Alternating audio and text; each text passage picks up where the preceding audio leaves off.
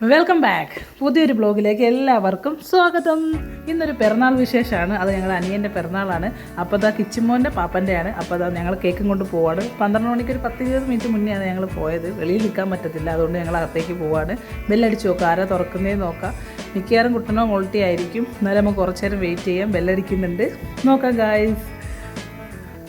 ആരെയും കാണുന്നില്ല, എന്നാലും കുറച്ച് നേരം വെയിറ്റ് ചെയ്യേണ്ടി വരും. ഞങ്ങൾ ബാക്കിലുണ്ട്. ഏട്ടനുണ്ടല്ലോ നാട്ടിൽ, ഏട്ടനുണ്ട്. അപ്പോൾ ഞങ്ങൾ പറയുകയാണ്, അവിടെ മാറി നിൽക്കുന്നൊക്കെ പറയണം അവനോട്. അപ്പോൾ നമുക്ക് നോക്കാം എന്താണ് സംഭവിക്കുന്നതെന്ന്. മോൾട്ടിക്ക് അറിയാം സർപ്രൈസിൻ്റെ കാര്യം, പക്ഷെ അവനറിയില്ല. അവൻ്റെ ഡേറ്റ് തന്നെ അവൻ മറന്നു പോയതാണ്.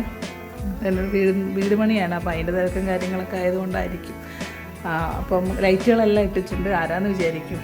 അതായത് 11:50 ആയിട്ട് ഞങ്ങൾ പോയത്. അപ്പോൾ എന്താണെങ്കിലും കുറച്ച് പേടിക്കും പെട്ടെന്ന്. ആ ഒരു ബെല്ലടി സൗണ്ട് കേൾക്കുമ്പോൾ എന്തായാലും.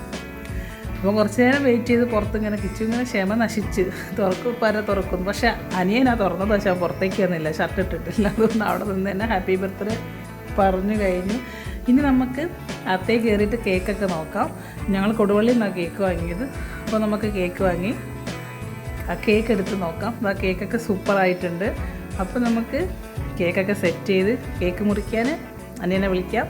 എന്നിട്ട് കേക്കൊക്കെ മുറിച്ച് ഇത്ര ആഘോഷമൊക്കെ ഉള്ളൂ കേട്ടോ. ജസ്റ്റ് മക്കൾക്കുള്ള ഒരു സന്തോഷത്തിന് വേണ്ടിയാണ് ഇതൊക്കെ. അപ്പോൾ കേക്കൊക്കെ മുറിക്കാം. ഗായ്സ്, എല്ലാവരും എന്നെ സപ്പോർട്ട് ചെയ്യണം, സബ്സ്ക്രൈബ് ചെയ്യണം. അപ്പം കണ്ടുവരൂ ഗായ്സ്. പിന്നെ ഞങ്ങൾ അവിടുന്ന് കട്ടൻ ചായയൊക്കെ കുടിച്ചതിന് ശേഷമാണ് വീട്ടിലേക്ക് വന്നത്. അപ്പോൾ എല്ലാവരും സപ്പോർട്ട് ചെയ്യണം, സബ്സ്ക്രൈബ് ചെയ്യണം. കേക്ക് അടിപൊളിയായിരുന്നു കേട്ടോ. ഹാപ്പി ബർത്ത്ഡേ പാപ്പൻ എന്നാണ് എഴുതിയത്. മോനാണല്ലോ കൊടുക്കുന്നത്, അതുകൊണ്ട് അങ്ങനെയാണ് എഴുതിയത്. മോളുണ്ടായിരുന്നു. പിന്നെ ഇതാ അവൻ കേക്ക് മുറിക്കുന്നുണ്ട്. പിന്നെ ഏട്ടനുണ്ടായിരുന്നു, അതാണ് അതിൻ്റെ സ്പെഷ്യൽ. ഏട്ടനൊക്കെ ഹാപ്പി ബർത്ത്ഡേ പറഞ്ഞ് നന്ന കൈകൊട്ടലാണ്. അപ്പം എല്ലാവരും അവനെ വിഷ് ചെയ്യണം, പ്രാർത്ഥിക്കണം. അപ്പം ഓക്കെ, വേറൊരു വീഡിയോ ആയിട്ട് കാണാം. Okay guys.